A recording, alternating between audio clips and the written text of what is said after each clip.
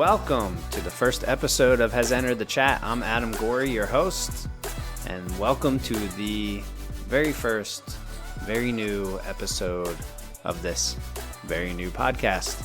Just to give you a quick description of what the podcast is going to be about, basically, I'm going to talk to somebody new every episode, and hopefully you know that person. And if you don't, maybe you will afterwards, but basically every guest is going to be somebody you probably recognize one way or another from TV, movies, sports, broadcasting, reality TV, whatever it is. I will talk to them. Maybe you'll learn something new. Maybe you'll get a little behind the scenes information. Who knows? So make sure you subscribe on your favorite podcast platform. Go ahead and go on YouTube to subscribe to the YouTube channel because most, if not every interview will have video. So if you're sitting at home, you want to throw it on your TV or throw it on your computer, you can actually watch the interview. If you're on the go, listening on your headphones or in your car, then just go ahead and do it via podcast. So a couple different options for you, and everything that you need will be down below. So every link to every way to listen, just check the description. Or search Has Entered the Chat on YouTube or your favorite podcast platform. It's also going to be a website, still kind of getting that up and running, but at least in the meantime, you'll have YouTube and Spotify, Apple Podcasts, Google Podcasts, all that good stuff. So for this episode, I was able to talk to John Szeluga, who is a writer and producer on TruTV's Impractical Jokers, which I am a big fan of. It's a great show. I don't know if you have never seen it. I would be a little bit surprised, but if you haven't, check it out. It's hilarious. And if you have, then you should recognize John because not only does he write and produce for the show, he has been on screen several times, including, I think, this newest season. I did see him on screen a couple times as well. Super funny guy. You'll hear us talk a little bit about a show in Pottstown. Now, this was recorded before that show, but you're listening to this now after that show. So that show in Pottstown has passed, but if you go on John's website, which again, links down below, but it's just johnszeluga.com.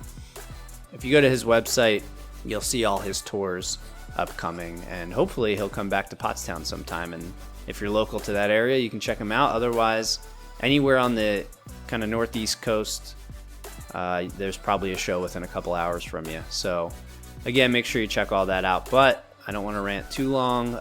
If you stick around till after the interview, I will give a quick chat about future guests and who you might see on the podcast. So stick around for that. But in the meantime, here's my interview with John Szeluga.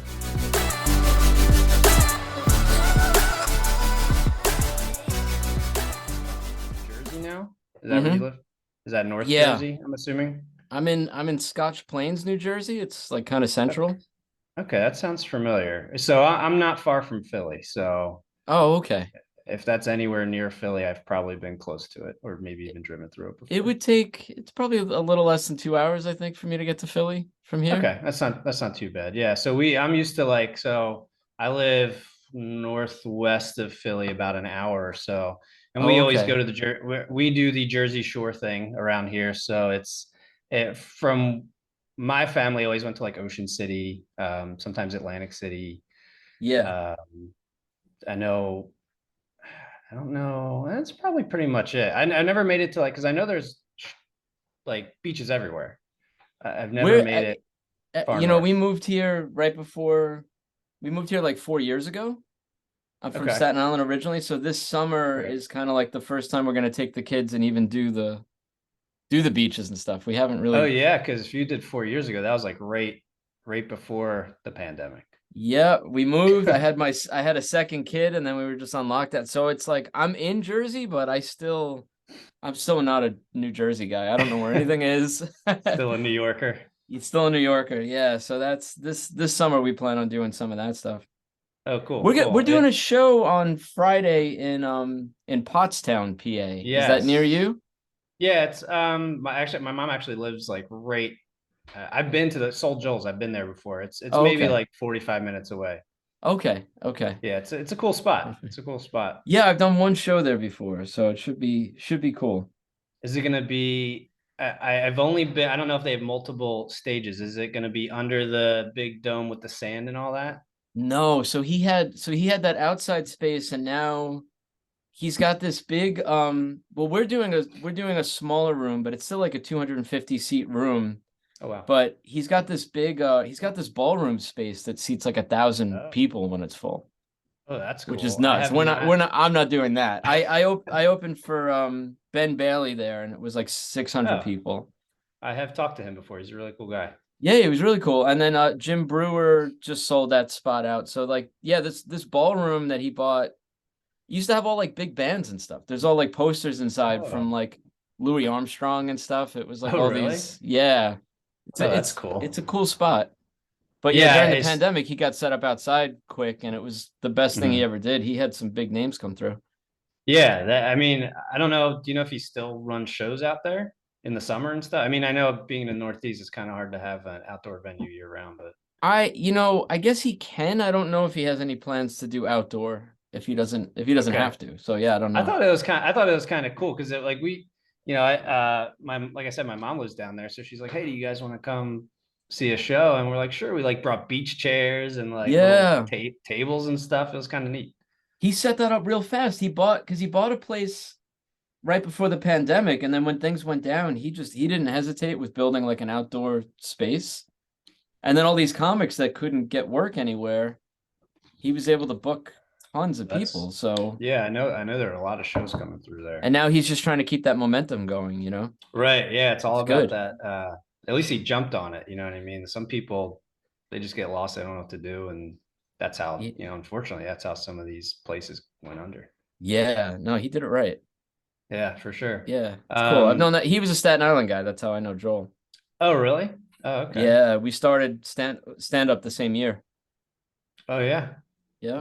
So you guys, how long did you know each other? Like, I don't know, like when did you really start stand up? I started stand up when I was 26. So that was 2006. Okay. All right. So yeah, it's going a while back. And I did Um, sketch comedy before that. yeah, I Yeah. noticed you had a background, which is kind of interesting. Like, because in Practical Jokers, I mean, we'll talk about it a little bit. I mean, I guess we might as well just jump into that right now. But that's kind of more along the lines of improv comedy. Yeah. So did you have to do any like formal improv training when you jumped on that, or were I you able didn't to kind of have use? to. Yeah, I mean, prior to being on the show, I took one improv class. I did like Okay, the level one UCB class years ago, okay, and it was good for me, but I also realized quickly that like it wasn't. I I tend to overthink. Like the thing with UCB is they tell you don't think, like just jump in and do a right. scene. Yep, So I was always the guy in the back wall thinking about what to do while a show happened in front of me. So it was just like improv wasn't for me, but it helped. It actually helps on the show to know what they're going through and what they sure. need, to kind of come up with stuff for them. Um, but a lot of what I do too is coming up with ideas for the types of games they're playing and punishment ideas and stuff like that. So it's there's Yeah, that there's a lot of was planning that goes into each scene, and then once they're in it, they have to improvise. But I do a lot of that prep leading up to right. the So moment. that's where like the sketch comedy would probably help out a little bit. Like Yeah, thinking of absolutely. a funny situation and then letting them kind of just make it what it is, basically. Yeah, being aware of like trying to present them with situations where they can play a lot within that. Yeah, it's really cool because that actually is, people think improv and there's so many, like you said, I mean, there's so many different kinds of comedies. There's sketch, stand up, improv, and all of them. They take most of some people can do all of them, but I've found that it seems like a lot of people are really have a niche, because stand up and improv are just so different. And So different. you Yeah. need like almost a totally different type of brain for each one, like you said. And improv's very I don't want to say impulsive, but you have to be able to just like think quick on your feet, almost just go with whatever the hell comes to your mind, whether it's right or Yeah. wrong, and you just roll with it. And And stand up. trust your like the other people on stage with you. typically. Right.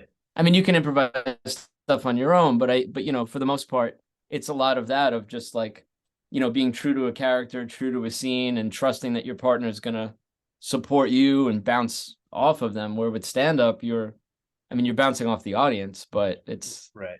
yeah, it's a different thing. And And so, we've had both in the writers' room at work. We've had a lot of improvisers and we've had stand-ups also come through.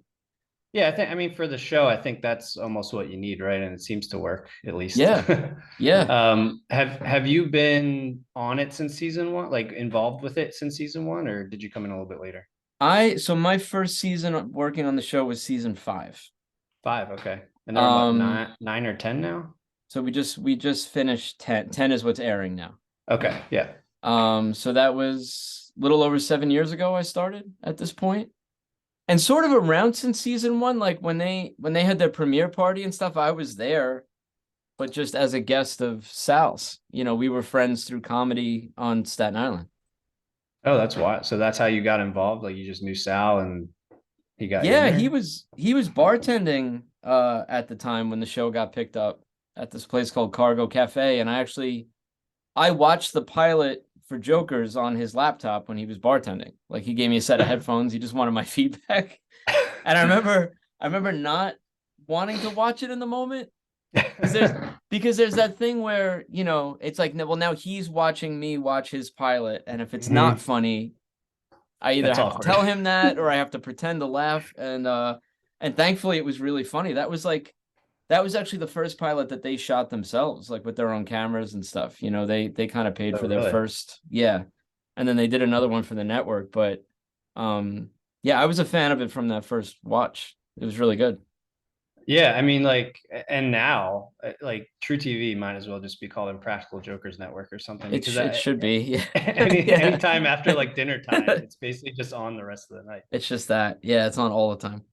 Yeah, I mean, it's really rewatchable. But I was gonna say, I mean, you mentioned some of what you do involves coming up with like the games and punishments and things like that. So when you came on in season five, was there a little bit of a, I don't want to say learning curve, but kind of getting to know the flow of everything and finding what works, or did you have like a little bit of a base to go off of where you could just build? I mean, I had applied for the show twice, so I got interviewed season 3, didn't get it, came on with 5. You know, I marathoned a lot of episodes before doing that packet and before starting on the show to kind of get a sense of it. And I think it helps being a guy from Staten Island too. It's very much like the tone of the show. You got these 4 guys from Staten Island there's a certain kind of New York sarcasm and ball busting that's a big part of that show. So I felt that, but I also, yeah, I had to kind of like learn how that particular show works, which isn't necessarily the way other shows work because, Right. you know, they really started out on their own, very low budget, very like under the radar. And a lot of the crew members are there from that first season. So they kind of developed their own ways of doing things, their own workflow and stuff. And Sure, the other sure. thing that I had to learn was just the history of things that had not only been done, but had been pitched and Okay. couldn't happen for a particular reason. So it was a lot of, especially when you're thinking along the lines of things that are just embarrassing. That's a big part of the show. It was a lot of me pitching something and then the other writers or the head writers, people who'd been there longer going, yeah, we tried to do that season 2. Here's why we can't. So That's not going to work. I had to learn a lot of that and like just, you know, the types of things we couldn't do and the tone of the show. That was a big thing, is that the comedy always had to fall on the guys. That's what separates them from other prank shows. Mhm. Is we're not mean to the people that we're interacting with. You know, it was always on them. You watch Candid Camera or Punked or any of these other like classic hidden camera shows, there's always the reveal where they tell people they're on camera. And people always ask us, like, why don't you do that? And it's like, well, it's actually not that interesting. On those shows, you have to do it because you need to see that moment where the people smile and they're happy that you just pranked them. You got to like relieve that tension. A second ago. Yeah. Yeah, where we don't really have to do that. We're not pissing Right. people off. So you don't have to we don't have to let the people at home know that these people are okay. We can kind of just cut and move on to the next thing. Yeah, there's a lot of like self-deprecating humor kind of in there. Yeah, it's always on Where embarrassing them. We're just right. looking for people to witness it so that it can be embarrassing. It's not Right. embarrassing if somebody's not watching you. Yeah, it's almost seeing people's reactions to these kind of awkward. Honestly, some of them are very uncomfortable watching, Yeah. especially some of the punishments. I mean, is there ever a level where you're just like, wait, am I pushing it too far trying to pitch this? Uh, yeah, I mean, sometimes, I mean, I think you just kind of have to pitch everything. And so To much an of my extent. job is pitching ideas that by the time the jokers hear it and other producers hear it and the art department hears it and it goes through the whole machine, Hmm. it usually turns into something else. So even an idea that might be crossing the line, if there's something funny there, it's always worth pitching it because somebody will have an idea about how to approach it or how to make it Okay, work. that makes Yeah, sense. so I think we kind of just at the pitching stage go for everything and Right. then and see how people respond. Yeah, See how many people approve it before it gets shot down. that's it. There's a lot of places it can die. Right, right, right. Who are you part of, I guess, the writing team, I would assume. And forgive me, I don't remember the name of the game. I just remember it's the one where they're in the waiting room and they have to call the names off the paper. I Oh know they yeah. have I know there's a name for it. I don't remember what it is off the top of my head. Are They you they part call like it they call it Crangus or Crangus McBasketball, okay, which was because of the one time it was it was before it was a game all by itself. It happened once in a challenge where I think okay. Sal just had to call that name out. And it Okay. was a name that Casey Jost had pitched that he can't even really remember where it came from or why, but that inspired the game. Yeah. It's, I mean, that's like got to be one of my favorites that I've seen. So, do you get to kind of be a part of the team coming up with those names? Yeah, we make lists and it's funny we because and then we'll work with each of the guys because that's a game where they don't the whole thing is to make each other laugh Mhm. is they don't want to see like everybody we work with individual guys to give them separate groups of names because you Okay. can't just put one big list together and send it to all of them because once you see it it's not going to make you Right. laugh. It's not as good. So yeah, we all kind of come up all of the comedy producers will come up with different packets for the guys with ideas and we try to uh you try it's funny because you're doing it so if you're writing a packet for Murr you're trying to give him stuff that he'll find funny Hmm. but also that he's going to make somebody else do. Right. So yeah, we all try to strategize in different ways to figure out what's going to work and how we can get stuff on the air. But that's a fun one. We just it didn't air yet, but this season Joey Fatone wanted to do Oh the yeah. show. He does a whole episode, and he tries his hand at that game, Oh yeah. which was I cool. don't. Yeah. Yeah. I'm assuming you can't spoil anything as far as how well he does. I gotta imagine Uh, it's really hard though to come into that. Not off the streets. I mean, I'm sure he has some experience in the fact, but like he's got if you've some, but that's a done that's a it, hard one. Yeah. yeah, if you've never done it, I mean, Sal has done it a million times. He still sucks at it every time that I feel like it comes on. So, Yeah, Sal never does well with a don't laugh game. He can't. He's like guaranteed to lose almost every time. Yeah. and is that make your job a little bit easier when you are coming up with? I mean, because I feel like I remember there were a couple times, and again, I don't know who came up with them, but there were some that were just basic names, and and they still laugh at them. Yeah, it's a weird combo, and they don't always like Sal's not always a fan of the ones that are kind of like puns, kind of like Mhm. almost like Bart Simpson prank Right, phone call names. right. Um, so it's weird. Sometimes I do feel like I'm just like a random word generator with that one, but yeah. I think the one that got me, just this one always comes to mind when I see that game is Mary Beth Beth Beth. Mary Beth Beth Beth, yeah. It's just it's one of those things where it's like they're so stupid it's funny kind of thing. Yep. Yeah, So we get to be very dumb at work. are there any that or remember coming up with that made it to air that you're just like that one is so good. I'm so glad like super proud of That I'm super proud of. or that got like a really good reaction that you can I'd have to remember? think about it. Marina Catala, who was an executive producer on the show, she loved one that I pitched that they did that, and I don't know, this is a real random one, but it was Melba Moses Wolfenstein. I think I remember that one. Was like that was her favorite. She couldn't tell you why. I don't know why, Right. but just that one got her. Yeah. Yeah, I mean that's gotta be my favorite game. And I mean you mentioned Joey Fatone. You guys get, especially recently, obviously this season, the special guests you guys get on the show is just like phenomenal. Do you have any part in lining people up, or is that a totally separate? I don't I mean I've been asked for my input of just any like dream guests that I'd love to see on the show or anything, but Mhm. no, a lot of that stuff is handled both at the network level, but also the Jokers themselves kind of had a list of people that, dream guests that they wanted to work with. Mhm. Q has had a couple ones. Bruce Campbell is a huge one for Oh. him. Q's like a huge Evil Dead fan. And that was a big one for me too. And he did the show, which was amazing. We had Alf do an episode, which is just wild for me because I was like, as a kid, I was obsessed with Alf. So to be Yeah. working with Alf now was wild. It was crazy. That Yeah. is crazy. Um, so yeah, I've pitched a few, a network exec asked who I'd love to have on. We had David Cross on, and I was like, well, I would love to have Bob Odenkirk. I think I just watched And that David Cross episode last night. yeah, I mean, he was great. That's somebody who can just come in and he's just so good on his feet that Right. it becomes its own thing. Right. Yeah, you We've can had tell some people are a little more comfortable with the situation than others for sure. yeah, yeah, Although Brooke Shields did a pretty good job. she That was one was incredible.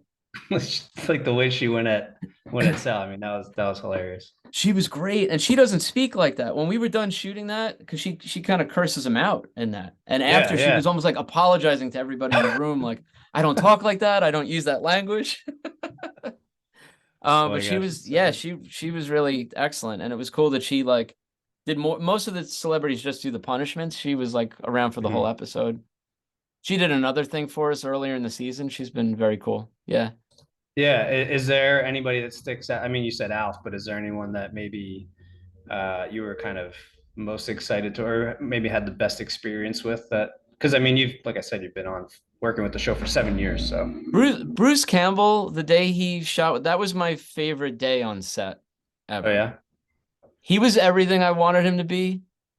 Had never seen Jokers and had a really really? funny, yeah. And I got to talk to him beforehand because he was kind of thinking about the best way to play it, and it Hmm. was really fun for him to just kind of shit on the show and make fun of it the whole time he was on it, and that's what he did on and off camera, and he was beautiful. And we shot it at Camp Pouch on Staten Island, which when I was a kid, I used to go camping there as like a Cub Scout. And it was just surreal for me. Now I'm in my 40s, but I've been doing comedy like my whole life. So just to still be running around the woods of Staten Island making silly videos was crazy. And then to Right. be doing like an Evil Dead inspired thing was nuts. Even crazier, yeah. And it was a blast. And we all went to Q's house after and kind of celebrated a lot of crew members and stuff. And Bruce Campbell started texting Q that night. He had flown back, he was home, and decided to check out the show and continued to make fun of it via text. Like was Oh my just, gosh. and I don't think I've ever seen Q happier in my whole life. Yeah. I mean, look, if whether it's good or bad, I mean, you're getting a text from somebody that you like grew up admiring, whether they're making fun of you or not, you take it. It was beautiful. It was just like he was like he was roasting him. Yeah. Does the fact that you're from Staten Island make it? I mean, you mentioned running around the woods, in a place you're familiar with. Does that make it a little bit easier being on the show? There's that familiarity there with the environment and everything. And I'm sure a Yeah. lot of the cast and crew seem like they're also from that area. A lot of them are. I mean, in the with the comedy producers now, I'm in the room. Joan Bergio is in the room. He's also from Staten Island. Casey Jost is the director.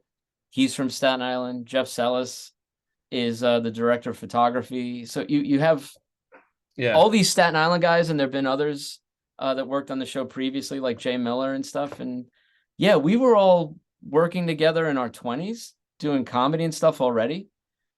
So there's that connection, and then yeah, I think it just adds to the tone of the show. And I knew Sal prior to working on the show, and I had hung out with Q like once.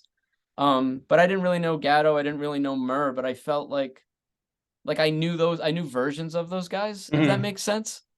So yeah, I do think it helped, and I don't think it's any coincidence that so many Staten Islanders come through that show, because it's just it's a big part of it. I mean, the guys don't shy away from the fact that they're from there.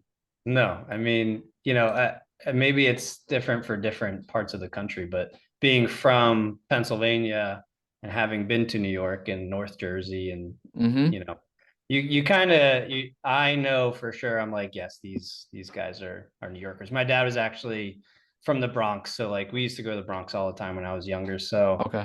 I mean, like I definitely see it. Yeah. And you can Yeah. but you can tell like there's some kind of camaraderie about being a New Yorker that like you can tell these guys all have, and I think that's what obviously helps make the show work. If you brought in, I've seen other prank shows, hidden camera prank shows that Mm-hmm. you can tell they bring people in from different backgrounds, not in the sense of like comedy, but backgrounds in the sense of where they're from. I mean, you get a guy from California, you try to put him with a guy from Florida, and you try to put him with a guy from New York. It's not gonna mesh. You're gonna, yeah, no, where we can, it's funny. I mean, even like putting stuff in packets for the guys and stuff. Sometimes there's kind of local references or slang we used to use on Staten Island, Yeah. and stuff when we were younger. And yeah, it helps to know how to talk to those guys for sure. Yeah. And Staten Island's like the forgotten borough, so it's the New York thing, but it's also this, the underdog, and I Right. think that show's kind of had that vibe from the beginning. From the start, the guys were told, and now it's been a decade of it, right? But the guys were told they were too old when they started. MTV was interested in the show, but they were going to completely recast it. Really. Yeah, and the reason the guys went to True was TruTV was willing to kind of gamble on the four of them. That's And crazy. I don't think the show would have worked I don't otherwise. know. No, I agree. And I mean, you can see it's funny because I don't mean this in a negative way. When I first saw the show, I mean, we're talking had to be at least it was probably early, first couple seasons. Sure, I yeah. I watched it and I was like, okay, it's goofy. Like I'm not super into it. But then for whatever reason, I came back to it a couple years later, and I've loved it ever since. It's so interesting, and you can see, now I can appreciate the older seasons, but you Hmm. can see how the show has really evolved over the It always years. has, and it continues to. That first season, there was no writing staff. I mean, the guys did that themselves, but also the network kind of wanted the show to be really fast paced. Now we'll have on average we have like two challenges and a punishment. You would see like four or five challenges, and it would just happen really fast. And I Yeah. remember again being friends with Sal back then and not working on the show. It was frustrated for him because he liked those uncomfortable, awkward moments. He wanted to kind of sit in it in the edit. Um, Hmm. and it just, it took a little time as the show, that first season has all these classic moments, but I think once they got some popularity and they had a following and the guys had more creative control, they started to kind of like slow down and live in those moments more. And I think by the time you get to like season three, that they kind of hit their stride. Yeah. No, I see it. Yeah, I mean, you could again, like you said, when you go back to those older seasons, I don't want to say it feels rushed, but yeah, you definitely jump around a lot more. Whereas, Yeah, really just in the edit. They're just mhm, they try to cram so much into every episode. I get it. I mean, like I would do the same thing. If I had to edit this interview down, I Right. would probably be like, I just want to fit as much as I can. Luckily, I can keep the whole thing, but I would want to try and fit in every little bit that I liked. And Exactly. unfortunately, in a 20-minute show, you don't really have that Yeah, ability. it's better sometimes to like lose a joke, lose a funny moment, if it means you can kind of live in one a little bit longer. It's overall it's better for the episodes. It's hard. I mean, we cut a lot from every episode. Yeah, It's hard, but there's so much bonus stuff. That's why it's crazy being on set because every challenge, every punishment, that's a full day. Always. We're out there for a long time. That's what I was going to ask. So each challenge is an entire day of filming. It's a day shoot. Yeah. That's wild because I mean that's Yeah. what one third of the show One typically. third of it. Yeah. So I mean we will do double days when we can, Hmm. but it typically is, it's like 3 days typically to do an episode. Just Wow. shooting it. Yeah. Yeah, that's wild. Well, before I let you go, I do want to talk a little bit about like your shows that you have coming up. I know we talked about Soul Joel's in Pottstown. I know you Yeah. have some in New Jersey, Virginia, New York. One that kind of jumped off the page to me was your pod. You also have a podcast, Super Live Adventure podcast, Yeah. which in the video you can kind of see down on the name tag there. You have a show coming up in Staten Island on April 20th.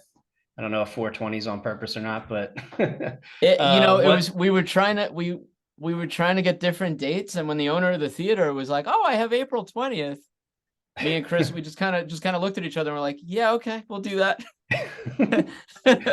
So not on So yeah, I purpose, imagine but people will okay. come feeling pretty good. Things are legal in New York now. So what's that? Is that going to be a live recording or what? I know there was music, I think, too, I saw.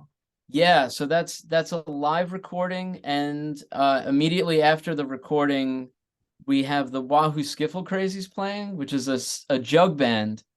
It's a Staten Island jug band that's been around for about 20 years. And Oh my wow. co-host is the jug player in that band. Oh yeah. So, That's and cool. they're incredible. So it's going to be the podcast, which is going to be a very funny live show, and then the band after that. And it's $12 if people get tickets in advance. And then it's the whole thing is sponsored by Ross Brewing. Okay. And with admission, everybody gets 2 drink tickets coming in the door.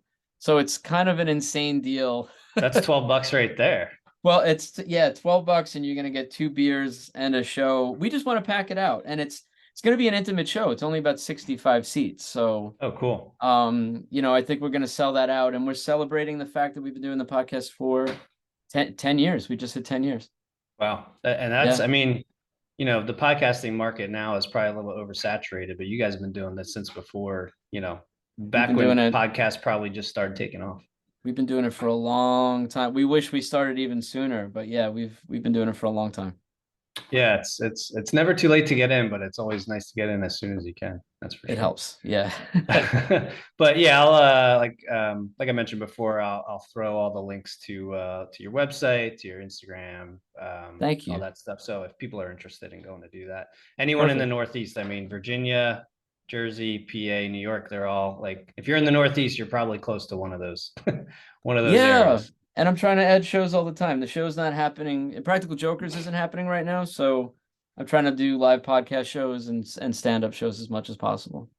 Yeah, and the one you're doing in Pottstown is with other staff members, right? Yeah, so that's a real kind of behind the scenes Impractical Jokers comedy show. We used to do Staff Infection in Manhattan years ago, and we're kind of bringing it back. And it's going to be behind the scenes stories. We got like video clips and photos, and it's kind of Oh, that's cool. it's a very different night of comedy. It's a real kind of like a variety show. Oh, cool. With a lot of people who make the show. Yeah. Are you guys thinking of doing more of those kind of shows? Yeah, I If think if time, this if your goes schedule allows. this one in Pottstown is sort of the trial run. This is like the first one we're doing after a few years, and it's the first one we're doing with this particular group of people. And if all goes well, and I think it will, we're gonna try to take that elsewhere. Oh, cool. That will wrap it up for this first episode of Has Entered the Chat. I want to thank you for listening. I want to thank John Szeluga for coming on and having a conversation with me. Again, for all of his information, just look in the links down below, johnzaluga.com, Super Live Adventure Podcast, and TruTV's Impractical Jokers. This episode is part of a 2-episode launch for the podcast. As we're brand new, I want to make sure to bring you more than just one piece of content. So episode 2, make sure you check that out. Already available. That is with Nick Thompson from Netflix's Love is Blind Season 2. Just head over to our YouTube page or any of your favorite podcast platforms to check that one out. If you're on YouTube, make sure you subscribe and get notifications. If you're listening to us on Spotify, Google, or any other podcast platform. Make sure you subscribe as well. Be the first one to see when new episodes come out. I want to thank you for listening. I hope you enjoyed it, and I hope to see you on the next episode.